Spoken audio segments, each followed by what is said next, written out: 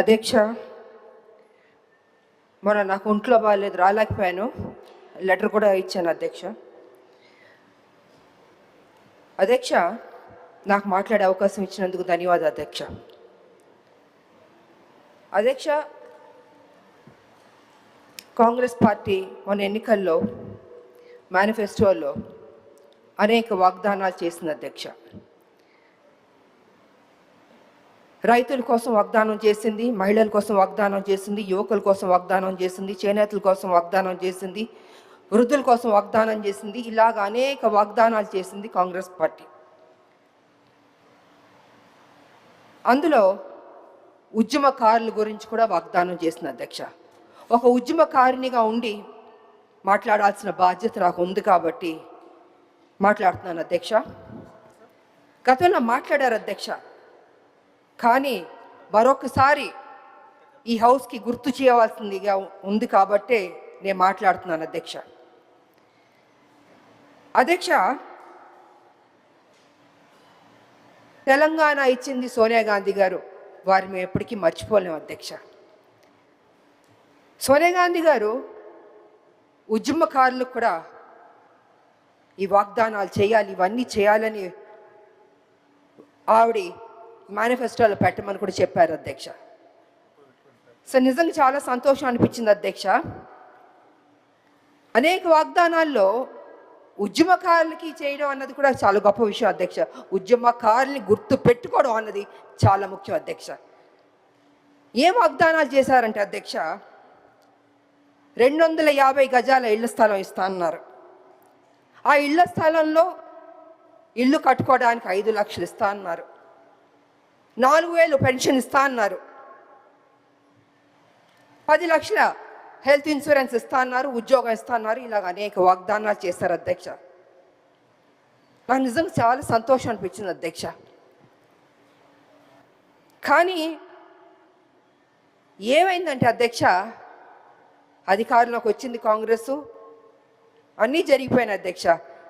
చూస్తూ చూస్తూ 2 సంవత్సరాలు అయిపోయింది అధ్యక్ష. ఇంతవరకు మా ఉద్యమకారులకి మా ప్రభుత్వం ఇవ్వలేదు అధ్యక్ష. అది కొంచెం నాకు బాధగా అనిపించింది అధ్యక్ష. ఎన్నో స్కీములు మనం అనౌన్స్ చేస్తున్నాం, పెడుతున్నాం.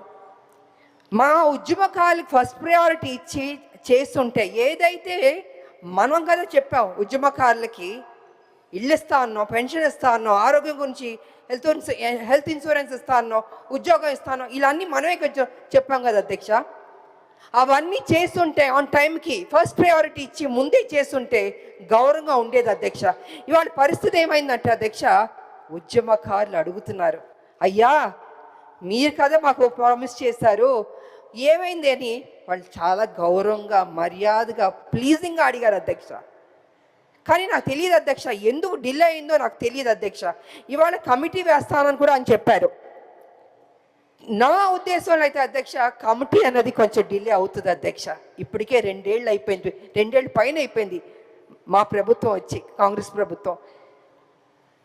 తొందరగా వాళ్ళకి ఏం మనం వాగ్దానం చేస్తే బాగుంటుందని అధ్యక్ష. ఎందుకంటే అధ్యక్ష, మనం ఏ స్కీమ్స్ అన్నా తీసుకురావచ్చు, ఎంతన్నా తీసుకురావచ్చు, చేయొచ్చు. కానీ తెలంగాణలో ఉన్న ప్రతి బిడ్డ, ప్రతి రాజకీయ నాయకుడు, ప్రతి ఒక్కళ్ళు ఉద్యమకారుల గురించి గుర్తు పెట్టుకోవాలి అధ్యక్ష. వాళ్ళ గురించి ఎంత మాట్లాడినా తక్కువ, ఎంత చేసినా తక్కువ అధ్యక్ష. ఎందుకంటే ఉద్యమం చేసింది బట్టే కదా అధ్యక్ష తెలంగాణ వచ్చింది. మేమందరూ పోరాటం చేయబట్టే కదా అధ్యక్ష తెలంగాణ వచ్చింది. ఇవాళ తెలంగాణ రాకపోతే ముఖ్యమంత్రులు, మంత్రులు, అధికారులు అందరూ ఉంటారు అధ్యక్ష. ఇవాళ ప్రతి ఒక్కళ్ళు తెలంగాణలో గౌరవంగా బతుకుతున్నారు అధ్యక్ష. ఎందుకంటే తెలంగాణ రాష్ట్రం రాబట్టి అధ్యక్ష. సమైక్యవాద నాయకులు, తెలంగాణ వ్యతిరేక శక్తులు ఉందో తెలంగాణ ఉద్యమకారులు, తెలంగాణ ప్రజలు తల వంచుకుని బతికారు అధ్యక్ష. పోరాడాం, త్యాగాలు చేస్తాం, అన్ని సమస్తం పోగొట్టుకున్నాం అధ్యక్ష. చచ్చి బతికాం అధ్యక్ష. తెలంగాణ బిడ్డలు కావచ్చు, తెలంగాణ ఉద్యమ నాయకురాలు కావచ్చు, ప్రతి ఒక్కళ్ళు అధ్యక్ష. వాళ్ళు పదే ఎందుకు చెప్తున్నాం అంటే అధ్యక్ష, ఏ గవర్నమెంట్ అయినా రాదు అధ్యక్ష, ఉద్యమకారులని మనం మర్చిపోవద్దు అధ్యక్ష. అది ఎప్పటికీ మర్చిపోకూడదు అధ్యక్ష. ఇవాళ ఎందుకు డిలే అవుతుంది? అసలు మన ఫస్ట్ ప్రయారిటీ పెట్టుంటే ఉద్యమకారులకి ఇది చేయాలని పెట్టుంటే గౌరవంగా ఉండేది అధ్యక్ష. మొన్న కూడా ఉద్యమకారులు అడుగుతున్నారు, ముట్టడి చేస్తారు, అడుగుతున్నారు. ఏం చేస్తారు అధ్యక్ష? ఏమి చేయకుండా అరెస్ట్ చేశారు అధ్యక్ష. నిజంగా నాకు బాధాకరంగా ఉంది అధ్యక్ష. ఎందుకు అరెస్ట్ చేశారు అధ్యక్ష? మా గవర్నమెంట్, మా కాంగ్రెస్ పార్టీ తెలంగాణ ఇచ్చింది, మాది అధికారంలోకి వచ్చిన తర్వాత ఉద్యమకారులు పిలిచి పోనీ డిలే అవుతుందనో లేదా ఇది ఇస్తామనో కొంచెం మాట్లాడుంటే వాళ్ళకి ఒక సాటిస్ఫాక్షన్ ఉండేది, క్లారిటీ వచ్చేది అధ్యక్ష. క్లారిటీ రావట్లే. వాళ్ళ కమిటీ అన్నది టైం పడుతుంది అధ్యక్ష. ఇప్పటికే 2 ఏళ్ళు అయిపోయింది వాళ్ళ జీవితంలో అధ్యక్ష. ఇల్లు పోగొట్టుకున్నారు, ఉద్యోగం పోగొట్టుకున్నారు, పిల్లలు పోగొట్టుకున్నారు, సర్వం అన్ని పోగొట్టుకున్నారు కదా అధ్యక్ష. అలాంటిది వాళ్ళ గురించి మనం కొంచెం టైం ఇచ్చి మా ప్రభుత్వం అధ్యక్ష, ఎందుకంటే ఉద్యమకారినిగా నేను అడుగుతున్నాను, గుర్తు చేస్తున్నాను, ఎన్నిసార్లు గుర్తు చేస్తాను అధ్యక్ష. వాళ్ళకి కంక్లూడ్ అధ్యక్ష. అధ్యక్ష నేను తీసుకుంది 2 minutes అధ్యక్ష, అంతకంటే లేదు. ఇది ఉద్యమకారులకు సంబంధించింది కాబట్టి నేను చెప్పాలి అధ్యక్ష. అందుకే నేను అంటున్నాను అధ్యక్ష, ఉద్యమకారులకి కాంగ్రెస్ ప్రభుత్వం ఏదైతే వాగ్దానం చేసిందో అది చేస్తే అది చారిత్రక బాధ్యత అవుతుంది అధ్యక్ష. అలా చేయకపోతే అది చారిత్రక తప్పిదం అవుతుంది అధ్యక్ష. అలా జరగకూడదని నేను కోరుకుంటున్నాను. దయచేసి కమిటీ అన్నది టైం తీసుకోకుండా ఇప్పుడైనా, ఇంకా ఉన్నది మనకి 2 years పైనే అధ్యక్ష. కళ్ళు మూసి కళ్ళు తెరిచేలోపు 2 years కూడా అయిపోద్ది అధ్యక్ష. మళ్ళీ ఎన్నికలు వచ్చేస్తాయి. అందుకే నేను ఏమంటున్నానంటే అధ్యక్ష, వీలైనంత త్వరగా మా ఉద్యమకారులకి ఏదైతే ప్రామిస్ చేస్తారో అది చేయండి అధ్యక్ష. పెద్ద డబ్బు కూడా ఖర్చు అవ్వదు అధ్యక్ష. ఎంతో వాటికి ఖర్చు పెడుతున్నారు. వాళ్ళకి పెడితే యావత్తు తెలంగాణ సంతోషిస్తుంది, ఉద్యమకారులు కూడా సంతోషిస్తారని తెలియజేస్తూ నాకు ఈ అవకాశం ఇచ్చినందుకు ధన్యవాదాలు తెలియజేసుకుంటున్నాను అధ్యక్ష. Thank you. Honourable minister noted. Shri Teenmar Mallanna గారు. సార్, అవుట్డోర్ మీడియాకు సంబంధించినటువంటి సమస్య సార్ ఇది. సార్, దాదాపు ఒక 50,000 కుటుంబాలు ఈ రంగాన్ని నమ్ముకొని బతుకుతూ ఉన్నాయి సార్. చిన్న చిన్న అడ్వర్టైజ్మెంట్ బోర్డులు, హోర్డింగ్స్, తర్వాత ఈ బస్ స్టాప్లలో వేసుకునేటువంటి వాళ్ళ సార్. సార్, గతంలో వాళ్ళు నాకు ఒక రిక్వెస్ట్ చేసినారు సార్, దీని గురించి మాట్లాడమని చెప్పినారు సార్. కేవలం 2-3 వ్యక్తులకు ఈ అడ్వర్టైజ్మెంట్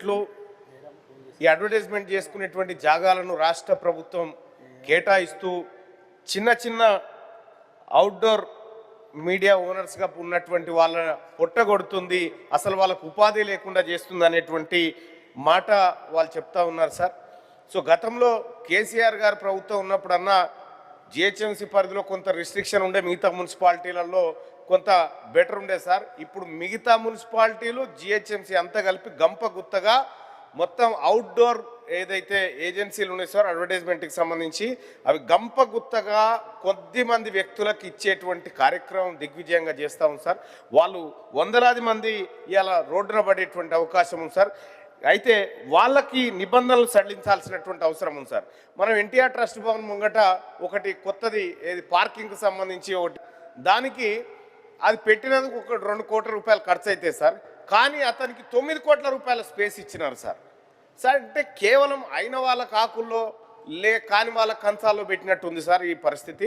అడ్వర్టైజ్మెంట్ అవుట్డోర్ మీడియాలో పనిచేస్తున్నటువంటి వాళ్ళు ఎవరైతే కార్మికులు ఉన్నారో సార్, వాళ్లకు న్యాయం జరిగే విధంగా తక్షణమే సవరించాల్సినటువంటి అవసరం ఉంది సార్. అలాగే జీవో నెంబర్ 69 ఉంది సార్, అది కూడా అవుట్డోర్ అడ్వర్టైజింగ్ ఏజెన్సీలకు సంబంధించినటువంటి అంశం సార్. సో దాన్ని కూడా సవరించాలని చెప్పి డిమాండ్ చేస్తూ ఉన్నాం సార్. వాళ్ళని రక్షించాల్సినటువంటి అవసరం ఉంది సార్. దీన్ని స్కామ్గా కాకుండా ఉపాధిగా చూడాలని ప్రభుత్వానికి సూచన. Honourable minister.